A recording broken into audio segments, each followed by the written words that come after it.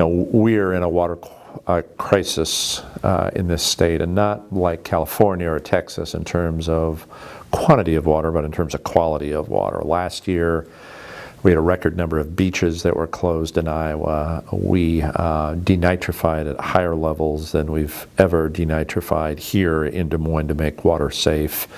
And the number of impaired waters, that is state designated waters that are effectively unsafe for human contact, the number of those is higher than it's ever been. You and I probably have the resources to go to Lake Michigan or to go to California if we want to have a beach holiday. A lot of the socioeconomic status of folks here in the metro area in particular, they go to Gray's Lake as an example, or Quabbie or Saylorville. And when that beach has to be closed because of bacterial concerns with water, that really impacts their quality of life. You and I have a flexibility that some folks don't have. Agrotoxins in our surface waters in this state continue to haunt us as a water producer. Nitrate concentrations are horrible. Last year we denitrified 177 days. We had to turn on a special removal process basically half the time. Our previous record in the history of having the world's largest nitrate removal facility was 109 days. So we just kind of blew past that.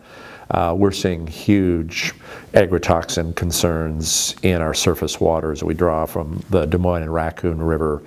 And unfortunately, that's an indication that the voluntary nutrient reduction strategy, the idea, the state's professed public policy of improving environmental quality of water by talking and educating and asking agricultural producers upstream to engage in conservation practices is a horrible failure.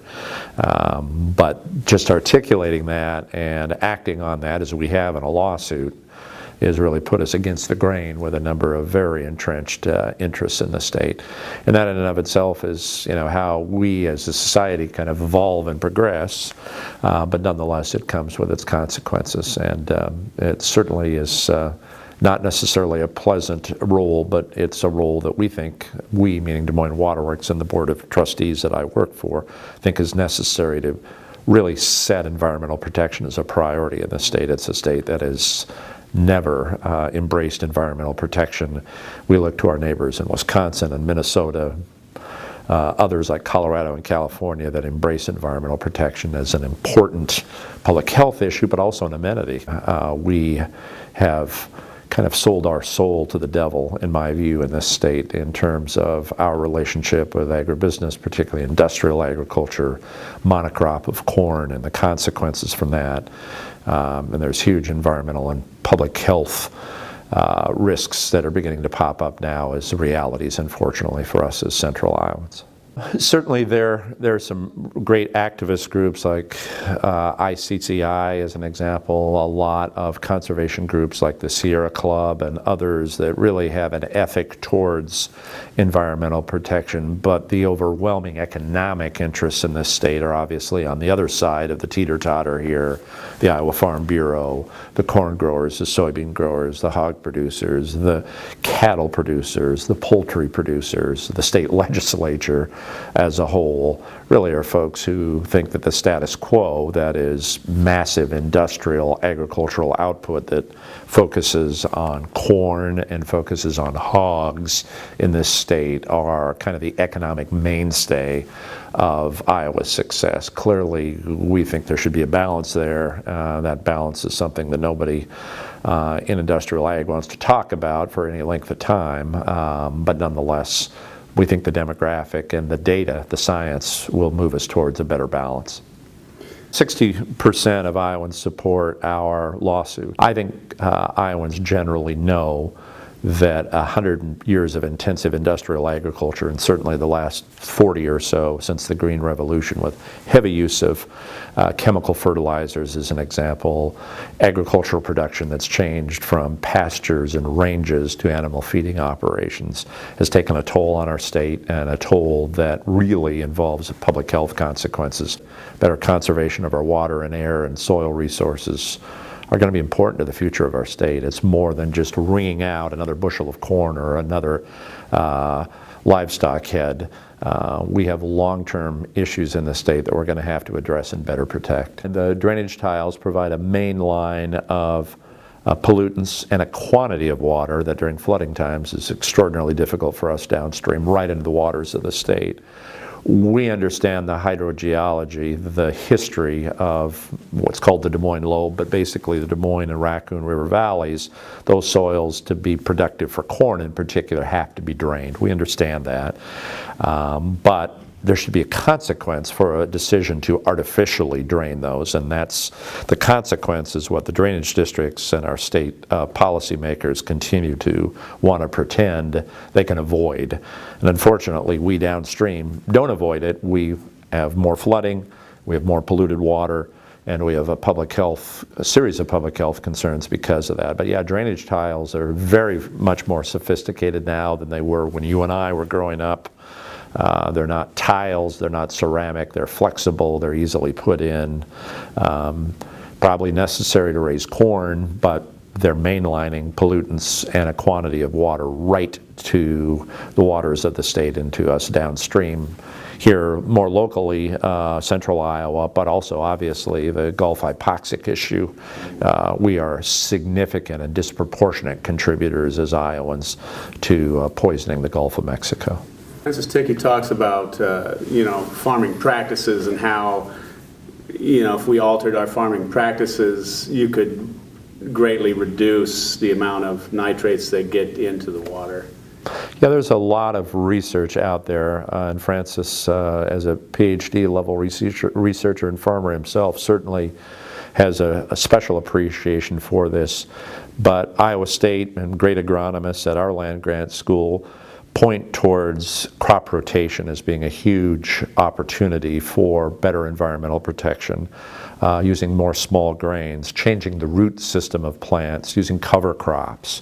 All can contribute to less nitrogen leaking off of soils and off of farms into the waterways of the state. Francis in particular is a very articulate advocate for linking federal USDA aid to water protection plans for each farm, and we certainly very much support that. You and I as taxpayers subsidize corporate agriculture on a regular basis, and there's no meaningful link between that subsidy and environmental protection. So effectively we pay twice. We pay for the producers to pollute more, and then we pay for the damages associated with that pollution in creating a safe drinking water product. So horrible consequences, horrible national policy at the USDA level, but Francis, a very articulate proponent for linking aid to a responsibility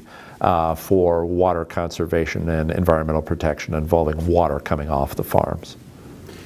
A majority of Iowans want clean water. They see the issues. What do they need to do?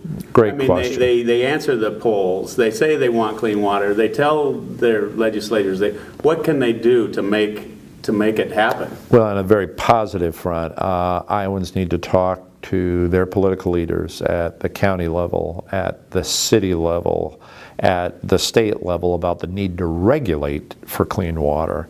We don't have safe air or safe pharmaceuticals or safe air travel on voluntary systems. We have them on regulatory systems. Clean water is a public safety issue. We have to regulate for that. So we need to move past we all want clean water to we're willing and we demand regulation to be able to support that. And that again involves local, county, and state levels of discussion. And we, I think, as consumers need to recognize there can be a balance between sustainable agriculture and our citizenship in a state that's heavily agricultural. We've bought into the platitude that Iowa feeds the world. Well, of course, Iowa doesn't feed the world. Half of our corn goes to ethanol, as an example. And 90% of the food that you and I purchase at a grocery store is raised out of state. So we feed gas tanks, we feed the Chinese pork that we export to them off of our animal feeding operations in this state. It's time that we rebalance that with our needs as citizens to protect our environment.